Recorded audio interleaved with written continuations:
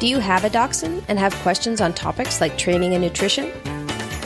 Do you want a dachshund and need help locating a breeder or finding a great rescue? Did you have a dachshund growing up and want to share some funny or heartwarming stories? Then you're in the right place. Welcome to the Wiener Dog Lover Podcast, the place to be for all things dachshund. Welcome back, Wiener Dog Lovers. This is a really challenging time for everyone, and I hope that you're all safe and healthy. The stress of this COVID-19 virus that's affecting all of us is something that we've never seen before. And as pet guardians, I really feel that we have built-in therapists right here at our feet or on the couch or snuggled up with us in bed at night. To be able to snuggle up at night with our dachshunds and share our fears or forget about them even for just a little while is so important at this time. And if you have kids, having a dog by their side can make everything so much calmer. When I dedicated this season to building community, I could not foresee how important that would be in the coming months. If you're listening to this while you're taking measures to social distance yourself from others, I really hope that this gives you a little reprieve from the feeling like the sky is falling. My guest today is likely out walking a trail right now with her dachshunds alone, when usually she's leading group walks and hikes. She also writes a blog called You Did What With Your Wiener. I really enjoyed this interview, and I know you will as well. Since some of us are home and not working, maybe it'll give you some ideas for starting your own blog. Let's get into it. Welcome to the Wiener Dog Lover Podcast, Jessica. I'm thrilled to have you here with us today. Now, I'm not going to say the name of your group. I'm going to let you say it as well because I think it's a great name. I'm going to guess that the way you came about it has an interesting story, so I'm going to let you just tell what the name of your group is today. Well, I have a group and I have a blog. So the Dachshund group is a spinoff of my blog name, but you might be referring to my blog name, which is You Did What With Your Wiener? Yes. Yeah, everyone laughs. It turns out really great because people remember it. But I didn't put a whole lot of thought into it, but it was just very natural because I had been hiking and camping and stuff with my dachshund for 5 or 6 years, and I would tell people stories about bringing him with, and they would. I'd always get surprised reactions. You took him where? He's a dachshund. You did what? Things like that. And so I was actually hiking when I decided to start a blog, and it was the day after I adopted my second dachshund, Gretel, and realized she really liked hiking too. I thought maybe that my first dachshund, Chester, was just a fluke. And anyway, the idea, the name just popped in my head. You Did What With Your Wiener, because it just made sense. And so I do have a dachshund club in Seattle called Adventure Wiener Club. It's, since the blog's about adventure, it's kind of a spin-off name, but not quite as funny as the blog name. But it all flows into each other really nicely. I enjoy the name. You alluded to both your dachshunds. Maybe give us some background. I have been a Wiener Dog Lover for many years. My grandfather introduced me to the breed. How did you become a Wiener Dog Lover? By accident. I was in college, and then all of a sudden I got bit by, I'd been a cat person, and then I got bit by the Iguana dog bug. And I wanted one desperately, but I knew I wasn't in the right situation to get one, and started some volunteering at rescues and stuff, but just to get my dog contact. But I was set on a Rhodesian Ridgeback, and I had studied breeders and really studied the breed and everything. And then after college, I got a job in the city, and I moved in with a roommate, and she pretty quickly after got a dachshund puppy. But then very soon after that, had to start going away for long stretches for work, be gone 2 to 3 weeks at a time, be home. At first she was home for maybe a month and then gone again. And then towards the end, she was gone almost the whole time. And so I was taking care of him. And then we eventually moved apart, and she couldn't take him. So she was going to send him to her family in another state. And I said, well, why don't I keep him and you can just come visit? And so I did that. So he was kind of her dog I was taking care of for a while. And then after about, 4 or 5 years, he kind of just default became my dog. and I became a dachshund owner, and I just have, had totally fallen in love with him. And yeah, so that's how I got started. What was his name? He was my first one. His name was Chester. He was my first one. He was black and tan. We had to let him go in 2016.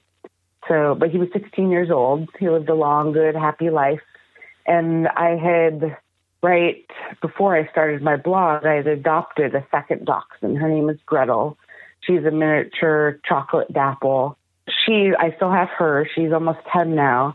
And last year, a year and a half ago, she's 18 months now, we got a second, my husband and I got a second miniature chocolate dapple. Her name is Summit. So those are the two dachshunds I have right now, two chocolate dapples. Nice. I love the name Summit. That's really fits right into your club. Yep. You said you were hiking when you decided you wanted to start a blog. Where was your headspace with that? Where did that come from? Well, I had, it was 2010, and I didn't really know about blogs that much, to be quite frank. I had seen a couple on the internet and was confused. I was reading people's private thoughts. I was in coach training to be a personal coach, kind of just to add to my skills for my current job that I had. And they were very big on WordPress was the brand new thing. And they were very big on, have to start a blog on WordPress. You need to know how to use WordPress. And I'm an early adopter of technology. And so stuff like that interests me. So I thought, okay, I need to know this blog thing. I need to learn how to use WordPress. And that idea was just kind of in the back of my head, but I didn't have a plan. And I think I maybe started thinking about just for the fun of it, starting a blog, but it wasn't anything too serious, but it was a thought on my mind. And then, like I said, we adopted Gretel, and the next day we took her on a 4-mile hike. She'd never been hiking. We thought, it's one thing we were worried about, was she going to fit in with our adventurous little family? And we thought, no time like the present to figure that out. So it's either sink or swim. We're going to take her on a hike, and she's going to like it or not like it. And she absolutely loved it, and I was so excited. And so I guess just the thoughts came together, wanting to share our adventures and the fact that small dogs can make great adventure companions with people, combined with the needing to figure out how to use WordPress, wanting to figure out.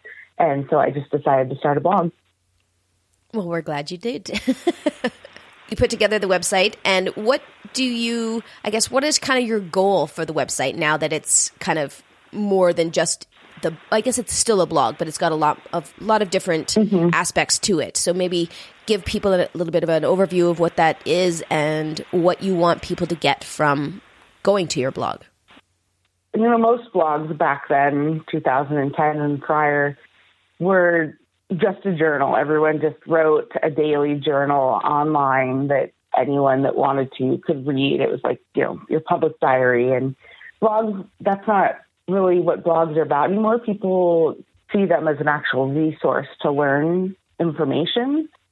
So while I still incorporate our personal stories and adventures and experiences, the goal of everything I write is to teach people something. Specifically, my mission is to help other people get active with their dachshunds and other small dogs, because there's a big misconception that the size of the dog equates to how much exercise they need, and that's not true.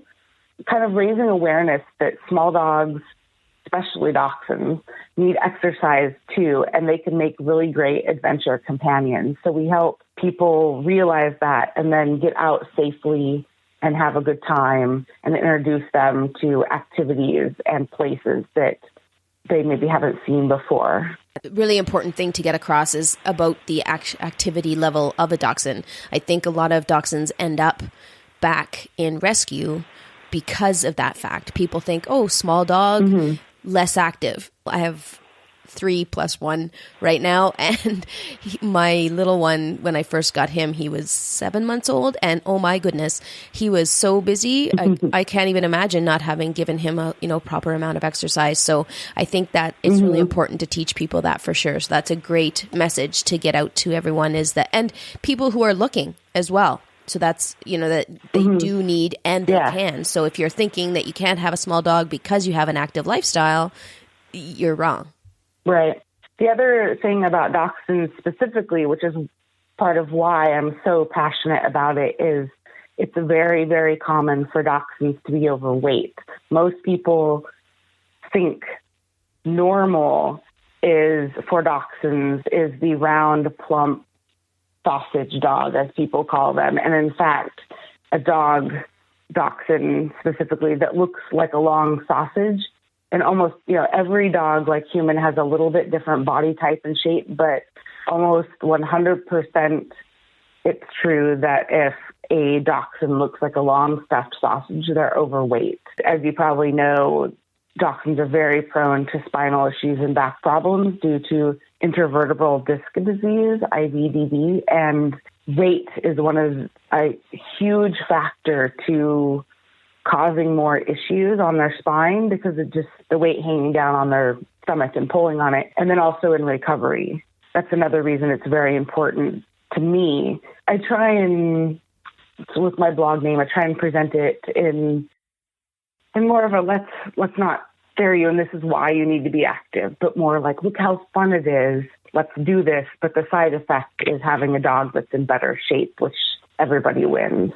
That's a very good point as well. People forget what it looks like to see a good-looking dog. So when they do see a dog that's in shape, we'll often be thinking, oh my, they're so skinny. But when in fact, people are just used to seeing kind of chunky monkeys, and it makes it challenging. I'm a dog groomer as well, and I see so many overweight pets, and I tell clients right from the get-go, first meeting, whether it's a big dog or a little dog, but little dogs for sure, it really can affect their lifespan, especially in a dachshund. We all know absolutely with IVDD. If I'm not mistaken, you had a dog, one of yours had IVDD scare, did you not?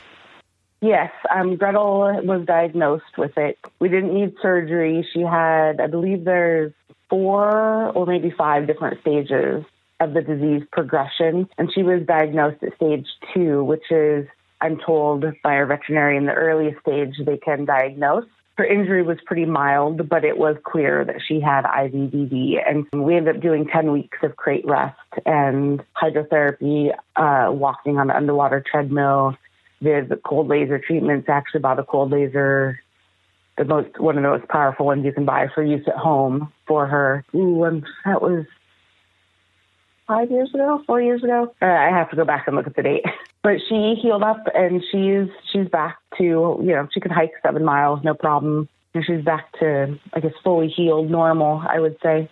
And it's important as well. I think people forget that even after IVDD, like you say, they can come back without any issues, and keeping them active will help prevent that from happening. Because some of it is genetic and some of it is as a result of, like we said, weight or lack of exercise and or some sort of injuries. There are different ways that it can come about, but definitely keeping them active is definitely good for the muscle tone and keeping them healthy for a longer period of time. Even a dog that's healed still has the disease, and it can happen, a back injury can happen again. Back injury can happen laying on the couch and jumping up really quick too. Hiking isn't inherently more dangerous for back issues than being sedentary. It's something I worry about and I always watch for. I watch her like a hawk. Is she limping? Is she acting weird? Is she getting too tired? Things like that. I can't live in fear with her. So we just be cautious, keep her fit and active, not just a weekend warrior kind of thing, so that she is always strong and in shape. And like I said, so far we haven't had any issues. We've been lucky. Now, you hike with yours. With your adventure club, do you do different kinds of activities with the dogs? Yeah, the Your Wiener Club, I originally started it to take people on hikes. Our regular monthly event, and we've been doing it, all of us, anyway, have been doing it now for as old as my blog, 9 years. Every month we do a 3-mile walk around a local park, and it's pretty flat. It's fairly easy, but since my mission is to introduce people to being active with their dogs and to make it obtainable for people to appeal to a broader interest, the walk has been what stuck. We get 40 people a month, especially in the summer, coming with their dachshunds.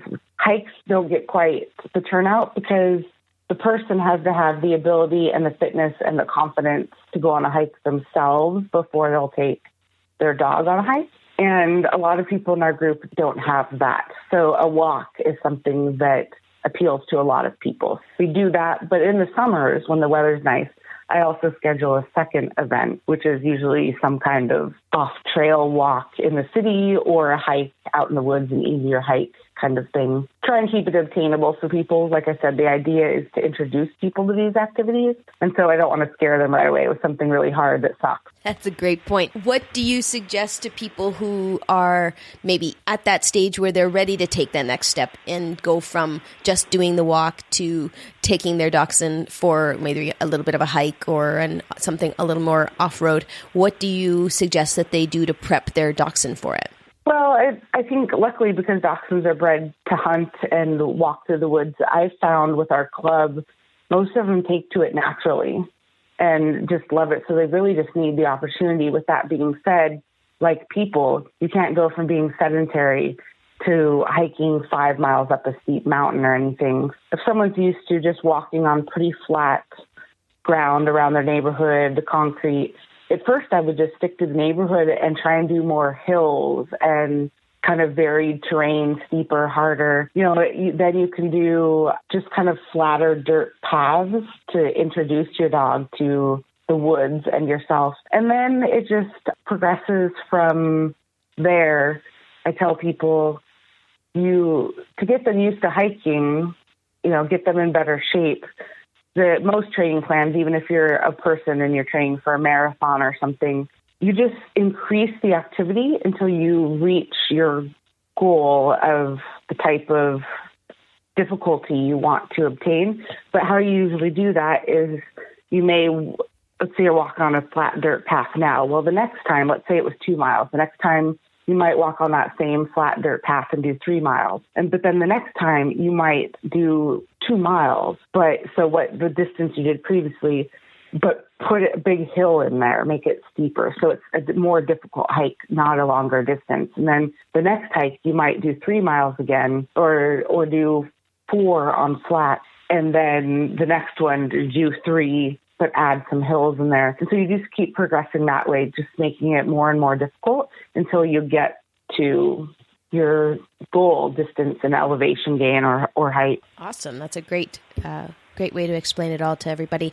I just realized as we were going through, we didn't actually tell people where you are in the country or in the world. So where do these activities typically take place? We live in the mountains. Now we do. I lived in Seattle, Washington for a lot of years.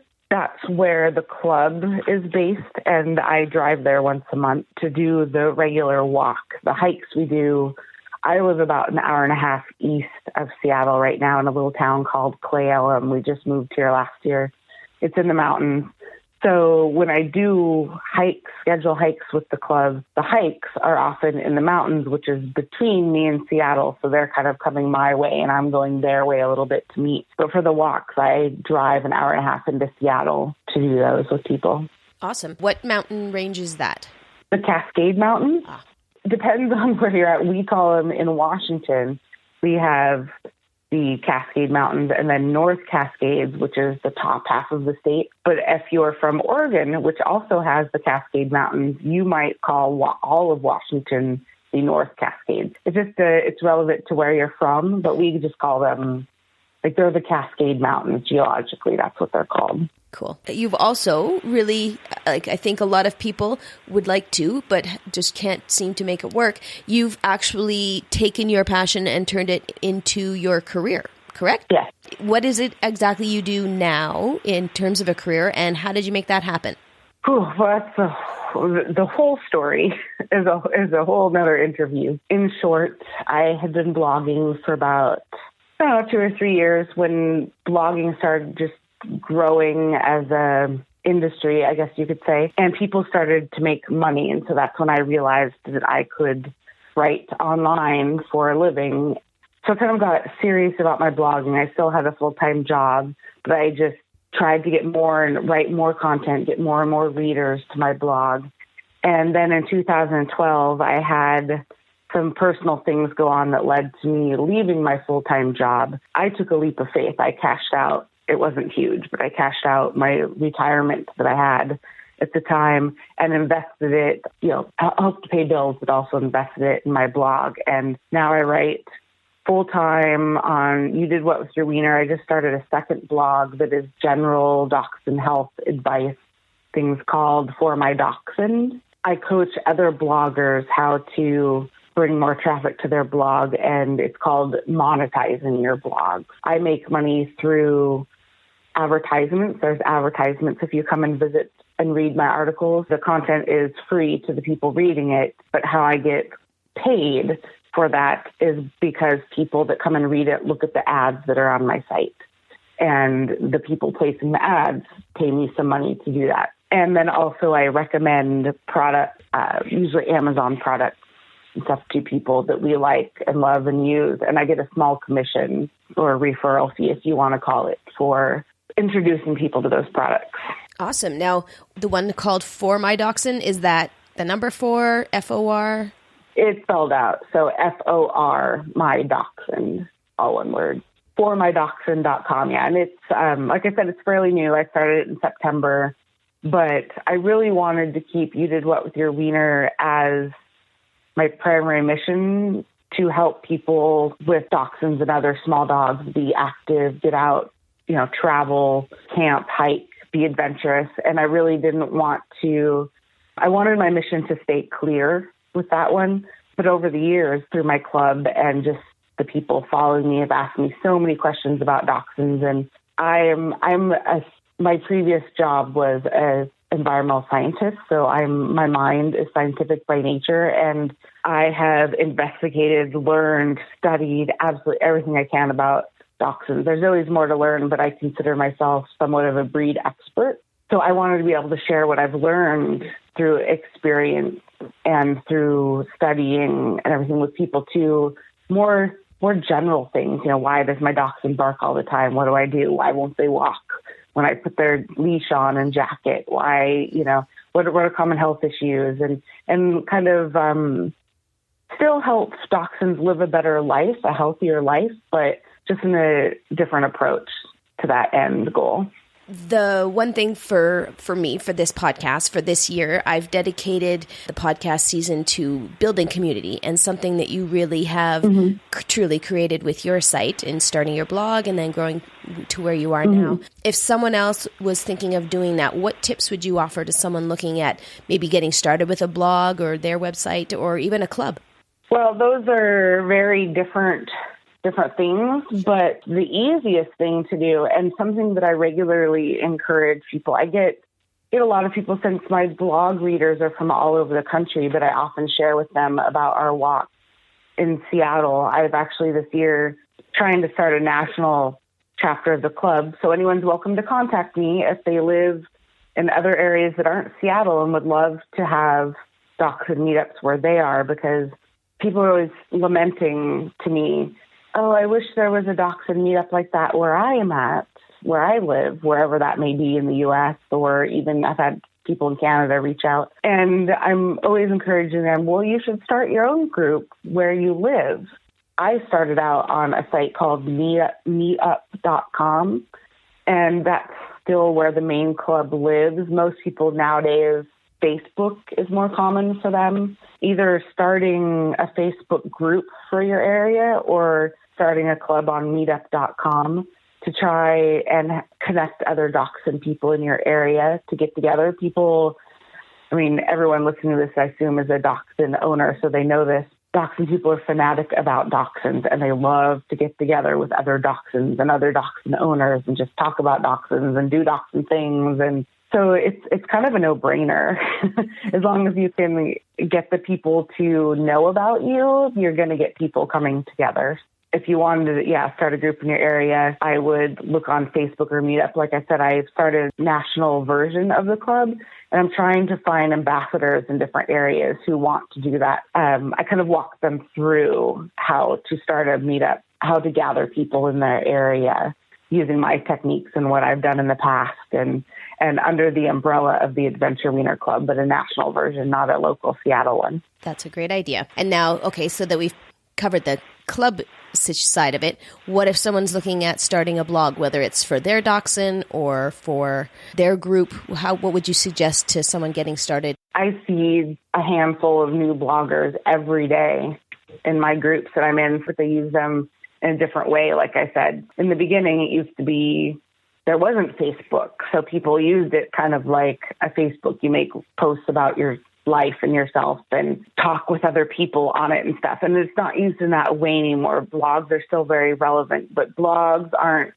as good for getting people together in person, but definitely creating community online, especially when it is tied to a Facebook page. So like mine is, so you can, hey, I wrote an article, here, Facebook people, here's the link if you want to read it and stuff. But if someone wants to get started with the blog, I suggest they start with WordPress.com. You can start a blog for free. You can, it's pretty easy. Basically, they have a setup where you can get set up in a day and start writing and articles and start connecting with people that way. I suggest people start with the free one, just unless they know they want to start one to eventually become a side job or something. Then there's other things to consider, but most people start blogs. So many people start blogs and life gets in the way and it can be a lot of hard work and dedication if you are wanting to turn it into something that could help give you some extra spending money. But so I suggest people test it out with the free version first to make sure it's something they want to and can stick with. But I guess what I would say is that, so if you are going to start a blog, people will go to your Facebook if they want to read what you're eating or what's happening in your daily life in general. If people read blogs, they want to know, or they want to learn something. It's what's in it for me. What am I getting? They want to read about dog treat recipes they could make their dog, or places they can go with their dog, or tips for keeping their dog healthy and active. Or so you can share your own stories, but always have a lesson in it for people. That's a great idea. Keeping it relevant and moving along. What is your favorite dachshund trait? Well, my favorite dachshund trait, I think, is just how outgoing they can be. Even my Gretel, she was on Prozac when I adopted her. She was very anxious. She was not socialized when she was young. But when she gets on a trail hiking, she is happy and confident and excited and just alive, I guess you could say. And it's that trait about dachshunds that I admire the most, I think, because, specifically in an outdoor setting, because I find that even the shyest dachshunds tend to come alive when they're in the woods, because that's like kind of their natural habitat, because they're bred for hunting. But I admire that so much, and it makes me so happy to see that. But around home, I think just how loving they are, how my first dachshund, Chester, I think most of his life could have taken or left me. He was very friendly with everybody. And so I was no different than a stranger at the dog park. He would love to go home with them. But he was still, when I wanted to love on him, I had to seek him out. He obliged me, he was good for comfort and attention. And there were many hard times in my life that his companionship helped me through. My two current dachshunds are definitely more into me, I guess you could say. They do seek me out to cuddle, and they're just so cute. And so I guess it's how loving they can be would be the thing kind of around home, the daily stuff that endears me to them. I think we all know. Anybody who's listening to this podcast certainly understands that feeling of them giving comfort and enjoying our company, for sure. Yeah. On that note, do you have we all have a story at some point where they've either done something what we would consider to be naughty, but is still quite entertaining. Do you have a story like that maybe you might want to share, whether it's on the trail or in your home? It's hard because most of the times that they've done the naughty things, the result was not entertaining. It ended up at the emergency vet. I don't specifically, I guess a lot of the things are just dachshund traits. All three of mine have always been very food motivated, which means that sometimes they get into food they shouldn't, or get access to a volume of food they should not eat.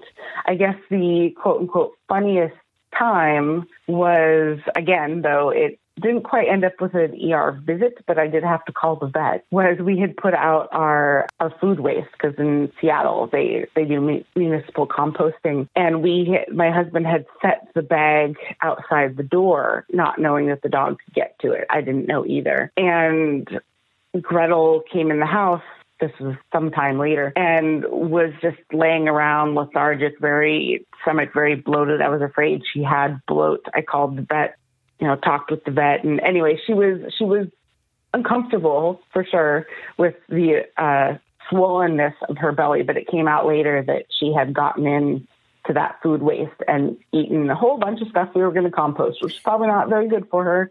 But she was fine. But it's one of those, it makes you laugh because you think, man, you did that to yourself.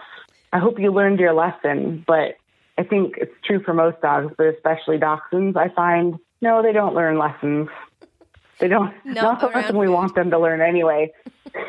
We want them to say, oh, I was miserable. I shouldn't have gotten into that. I won't do it next time. Instead, the lesson they learned was, ooh, sometimes there's a bag of goodies around that corner. So I'm going to keep getting out of the area I'm supposed to stay in because I might get a bag of goodies again next time. You got to laugh.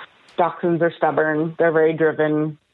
They get themselves in trouble sometimes because of that. And you got to laugh about it. And they don't forget. I had an unfortunate incident. We have a lot of jackrabbits around Calgary where I am, and one actually passed away outside my back fence.